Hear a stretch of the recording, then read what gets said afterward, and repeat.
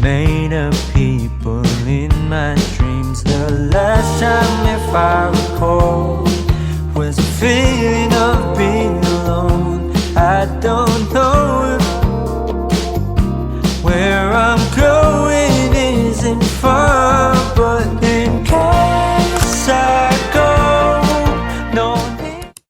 Hi guys! Welcome to another travel vlog. And ngayon, nandito kami sa Macau. Kagabi pa kami nandito. Ngayon lang ako nakapag-video kasi pagod na rin kagabi. So, nandito kami sa Believe and More Hotel. Magpapakita ko ng mga clips. Room namin. Ito yung room namin. Very simple lang naman tong room namin. Ito yung pinto. Ayan na yung makikita. Dito sa side na to, ayan yung mirror. TV, pwedeng manood dyan. Then dito, meron silang coffee. Ganyan. Tapos ito. Tapos may water everyday. Nagdadala sila dito. Tapos ito yung kama. Windows, ayan. Ito yung labas niya, guys.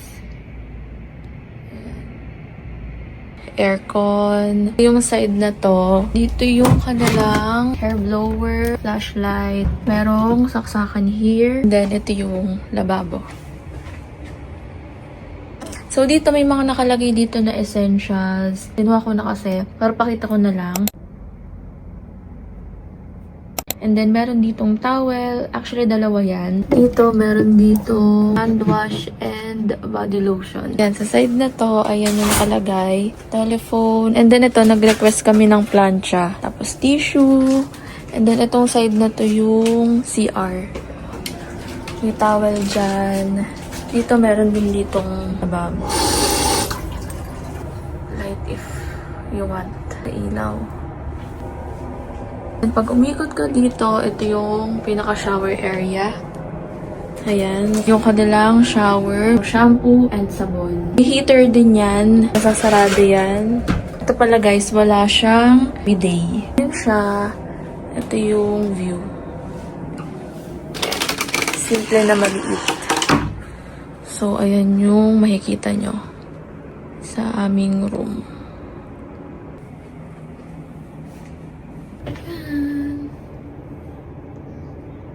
Ang outfit namin today is maroon and black. And then, nag-boots lang ako to add some style and para may ibang color din. Our itinerary for today is Cotai Strip. Dito located yung Parisian, The Londoner, and Venetian. We are here. Look. Pagdating namin dito, sobra kami nagandahan sa place. And then, pumasok kami dito sa The Londoner kasi malamig siya. Tinry namin pumasok. Tapos nakita namin ang ganda ng lugar. Ang ganda ng design, yung color, maaliwalas. So, nagdibot-libot lang kami dito and then umakyat. Tapos, unexpected guys, na mapapadpad kami dito sa famous spot na nakita namin sa TikTok. Kasi nakita lang namin talaga to. Kumbaga, wala kaming idea na dahil lang sa paglalakad namin, nakarating kami dito sa famous spot na to. Midnight in Paris, I've always heard this. Hi guys! Look at that. Yung clock andyan. And then yung tower. Ayan yung tower. Dito lang kami sa spot na to kasi yan, nagpapahinga kami. Magic in the air as you're watching people dance by sand.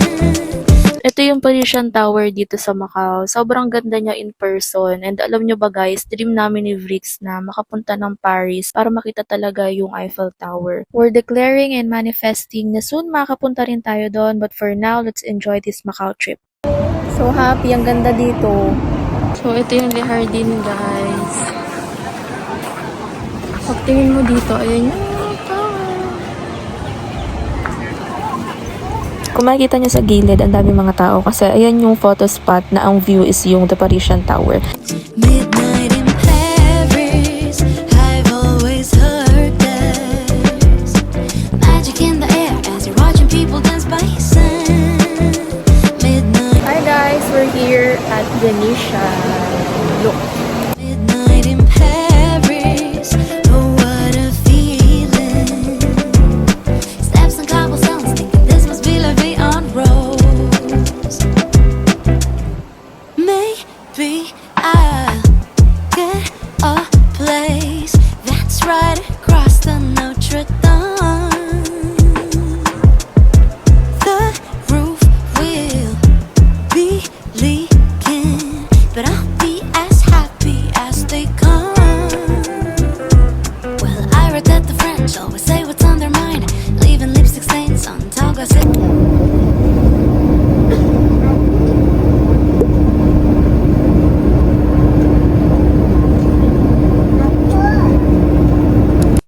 Hi guys! So, it's another day here sa Macau. And ngayon, pupunta kami sa Senado Square. Walking distance lang naman siya from our hotel. Ito yung aming fit. Naka-all black kami ngayon. Hi guys! So, naglalakad kami ngayon. Pupunta kami sa Senado Square. So, pwede lang naman siyang through walk papunta doon. Alam niyo ba guys, ang linis dito. Tsaka may respect yung mga tao. So, ang isang problem lang dito guys, hindi marunong mag-English yung ibang tao dito. Kaya, hirap kaming makipag-communicate. Yung weather pala dito guys, mainit. Pero hindi kasi init kagaya ng Pinas. Yung hangin nila dito, malamig, no? Hindi mainit sa balat. Oh, hindi ka parang Unlike super... sa Pilipinas, nakakaitim yung init ng hangin. Nakahanap kami ng Pinoy food. Here, Kuya Mark Pinoy Ihaw-Ihaw. Madami palang mga Filipino food dito. Basta kailangan lang namin maglakad. 12 minutes walk from our hotel to Senado Square. Yung street na dadaanan nyo, puro, di naman halos lahat, pero Totoo po to. may mga Pilipino. What? Ito, cream o sugo. Di ba sa Philippines lang meron? So guys, nandito na kami. Ang daming tao dito. Super. Ang daming tao. Guys, so andito kami. And ayan yung church. So, nandito kami sa Macau. Ano to? Basta sa bilihan ng mga milk tea. Kung di na ako nakapag-video kanina, pero nag-picture lang kami. And then, bumili kami ng mga pasalubong.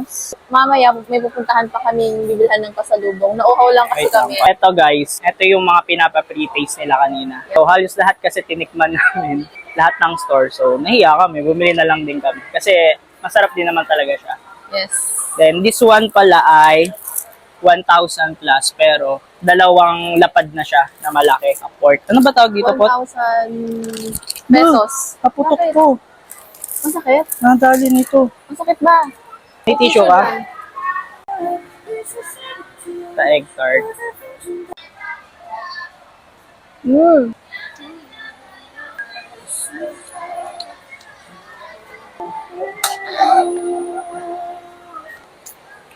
Ito kami bumili. Baliktad. Ayan. Sarap niya kasi meron siyang Egg tart. egg tart sa taas. Yun o. Egg Then, tart. papatikim niya muna sa inyo bago niya takpan. So, pahinga lang kami here. Naputok yung ano niya, paso. Paso siya no. Paso siya nung kasal. Kasal. Hi guys, nandito kami sa Sasa. Ayan si Pod. Bibili kami ng mga pabango. Bango na.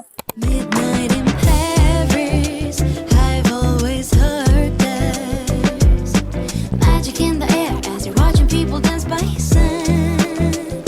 Midnight in Paris, oh what a feeling. Steps on cobblestones, thinking this must be La Vie en Rose. Maybe I'll get a place that's right across the Notre Dame. The roof will be leaking, but I'll be as happy as they come. Well, I read that the French always say what's on their mind, leaving lipstick stains on tall glasses of wine, practically invented. We're here again sa Sasa. Pero ibang ano naman, branch. Being nonchalant for fun. They tear apart Voltaire just like afternoon croissants, strolling over bridges that were built in Renaissance. Isn't that what every Roman's loving 20-something woman wants? Hi guys, nandito ulit kami sa Senado.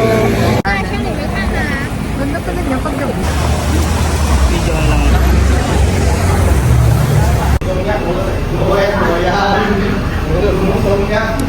Hi guys! Another day here at Macau. And ngayon pupunta kami sa Fisherman's Wharf. Medyo late na ngayon kasi nice namin yung gamit namin. Pero ayan, pupunta kami ngayon sa Fisherman's Wharf. So let's go! I've always heard there's magic in the air as you're watching people dance by sand.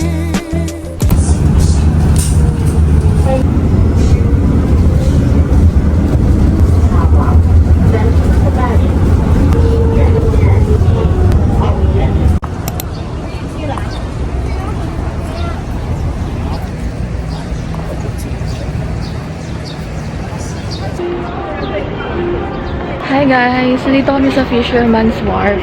Sobrang ganda ng place. Bago yung outfit namin ni Briggs. Ayan. Picture lang kami. Midnight in Paris. Oh, what a feeling. Steps on cobblestone. Ganda? Ganda vlog kayo, lagay mo na lang dito. So ganda. Elevate on Rose.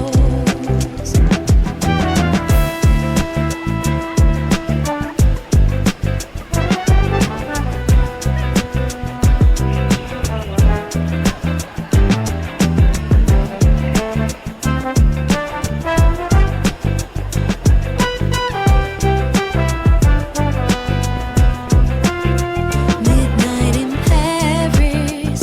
I've always heard there's magic in the air as you're watching people dance by sun. Midnight in Paris. Bibili kami dun sa Gongcha. Di ba may Gongcha sa Philippines? Bahaw na kasi support. Kaya ayan. Ito kami bumili. Medyo ngayon, cloudy.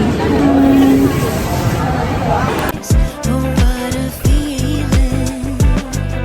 Steps on cobblestones, thinking this must be La Vie en Rose.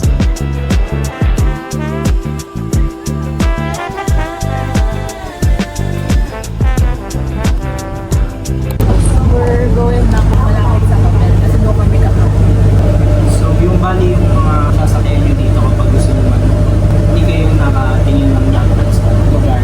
Dapat alam nyo rin yung mga bus station. Tulad ng, say, yung M264.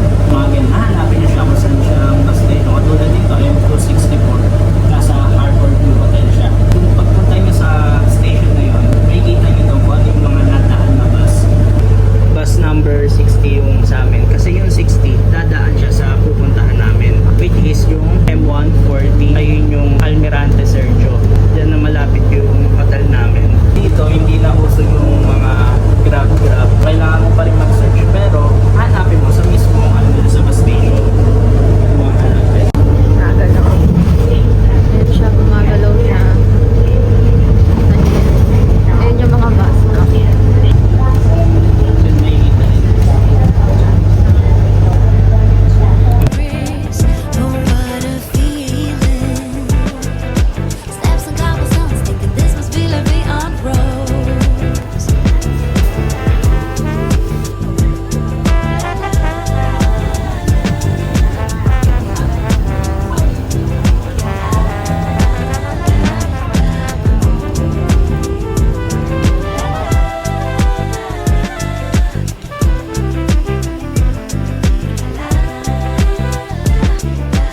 Dito kami sa restaurant malapit sa Senado Square. Kung ano yung name, pero ito kasi yung nakalagay. Lauye. Dito meron palang nakalagay. Ayan, nandito kami. Dito kami kakain ng lunch. Ito yung in-order ko. 38 siya. And then si Pot naman ay, ito yung in-order niya. Yung in-order niya naman. Ito naman is 40 pataka. Malapit lang to sa sa Senado Square. Buti nahanap namin itong place na to kasi hindi masyado madami yung tao. Ayan si Pot. Mapapansin nyo, nakabukas na yung niya, zipper. Kasi outfit niya mainit. Makikita nyo yung kamay niya. Meron siyang dito paso. Alam nyo ba guys, ang kwento kasi niyan ganito. Di ba dun sa wedding namin, meron dun yung kukunin yung kandila. Ay, wait lang, andito na yung food namin. Ang nangyari dito sa niya, yung kukunin niya yung kandila, Tunaw na siya. napuno kasi yun ng parang tunaw na kandila. So, pagkuha niya nun, natapon sa kanya. So, ayun yung nangyari. Meron siyang bakas ng aming wedding.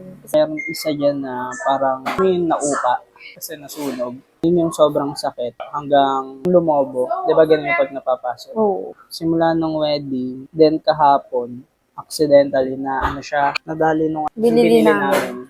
Nadali nung binili namin. So, pumutok siya. Hindi pa siya totally healed. Kaya medyo masakit. ayan, ito na yung food namin. Kakain lang kami.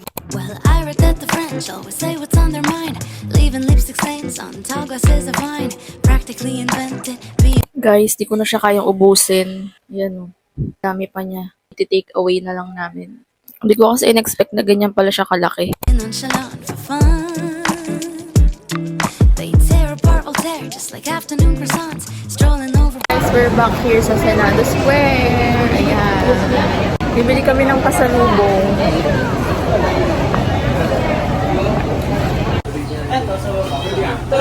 Dito na ulit kami sa aming hotel. Ayan. And meron kami ditong egg tart. And ano yun? Parang pancake. Parang pancake. Basta yun. Tapos ito, buy 3, get 1 free.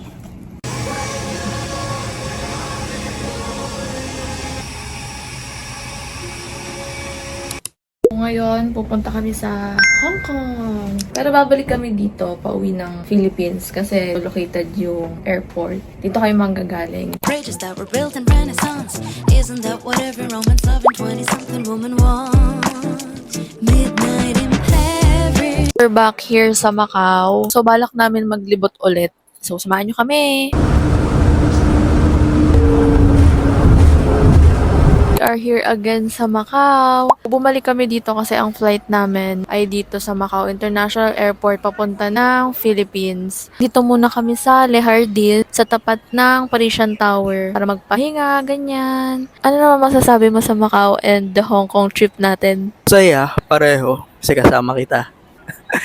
Sa Macau kasi medyo accommodating lahat. Ginagawa nila yung best nila para makipag-communicate sa'yo. Unlike sa Hong Kong, masyado silang focus sa goal. Mabibilis yung tao. Ang mind your own business. Walang pakialaman. Ganun sila. Iba doon masusungit. Pero yung iba naman doon, mababait din. Nasa culture na siguro talaga. Ganun lang nila talaga yun. yung way nila. Pero makikita mo kasi sobrang, di naman sa perfectionist, pero parang konting mali mo lang, Oo. nagre-react sila kasi gusto nila lahat ng ginagawa mo. Tama, hindi ka nakakaabala sa iba. Which is maganda rin naman kung tutularan. Tapos, yung transportation nila doon, ang galing kasi ibang-iba talaga sa Philippines. Pati rin dito sa Macau.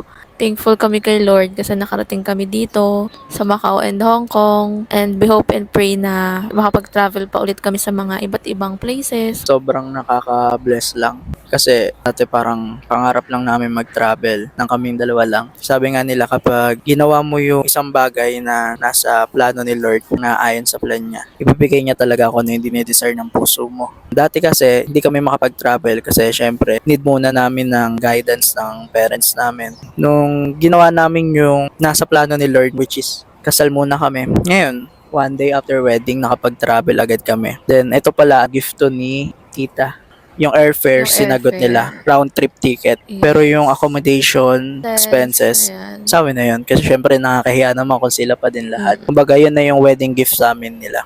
Yun lang, Yeah. sobrang na-bless lang kami. Dahil yung, kapag ginawa mo talaga yung para kay Lord, doble-doble talaga yung ibabalik niya sa'yo. Dati napapanood lang namin to sa YouTube, sa TikTok. Ayan, ngayon nandito na kami. Lalo yung sa Disneyland. Mm-mm. Actually, never kong in-expect na makakapunta agad ako doon. Na-expect ko parang kailangan Ilang mo years muna, pa, ganun. kailangan mo muna mag-work. Then kapag nagkaroon ka pa ng baby, syempre doon na yun eh. Parang yung childhood dreams mo, gusto mo sa magiging baby mo, makukuha nila yung kung ano man yung hindi mo naranasan noon. Pero sobrang galing ni Lord kasi pinaranas niya yun sa amin. Ngayong wala pa kaming baby. Ngayon, gusto namin mapuntahan yung iba pang Disneyland and hoping and praying na makapunta kami sa mga iba pang Disneyland kasi maraming mga Disneyland. Ayan lang, dito lang muna kami. And then, mamaya kasi ang flight namin ay 10 p.m. 11, ganun. And then, makakarating kami sa Philippines na 12 a.m. 12 a.m. April 28 na siya. Hindi kasi maganda pag ito yung ditong part eh. Kasi yung background namin ayun. Pero pag Pero lumingon nasa ka ano dito, kami, nasa tignan Le mo. Jardin. Ayun yung tower. Actually, parang garden talaga na park. Sobrang daming tao. Papahinga din muna dito. lang. See you again later sa airport kasi malulubat na ako. Bye. So, pupunta na kami sa airport. Pakita ko lang sa inyo yung view. Look at that. Ang ganda.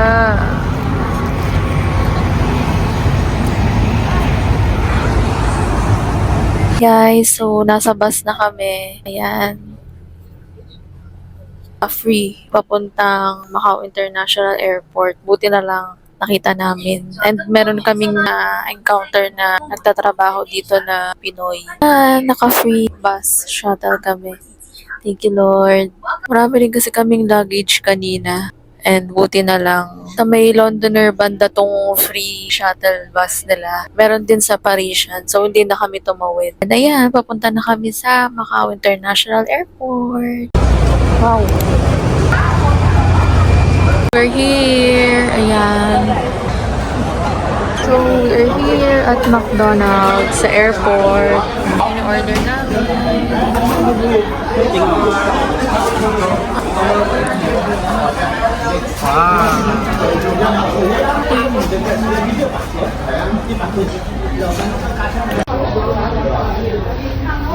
Look, seaweed yan. Seaweed and then honey. Strawberry and then tea.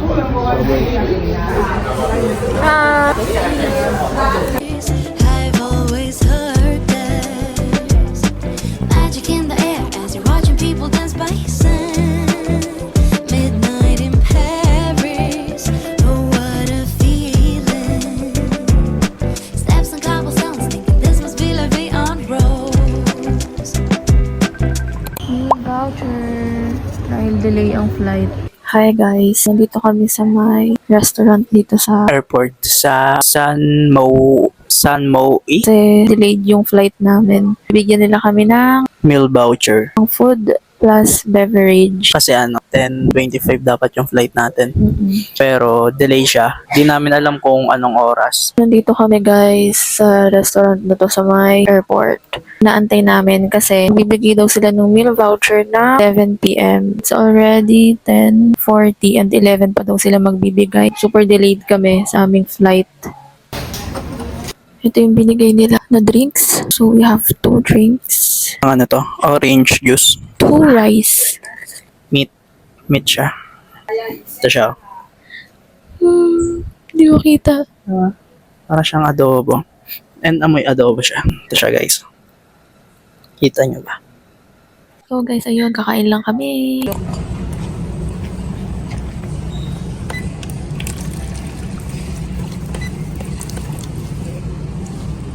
Pakone. No.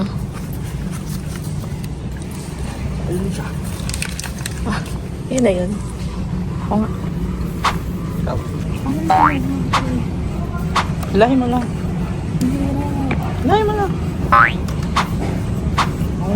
Ayan o. 1, 2, 3. Sulit. Ayan po. Oh. Ganito, oo. 1, 2, 3.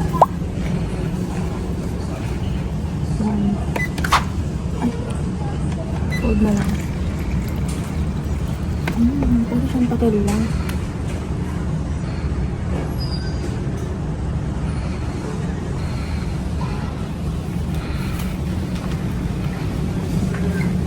I'll get a place that's right across the Notre Dame. We apologize for the delay of this flight.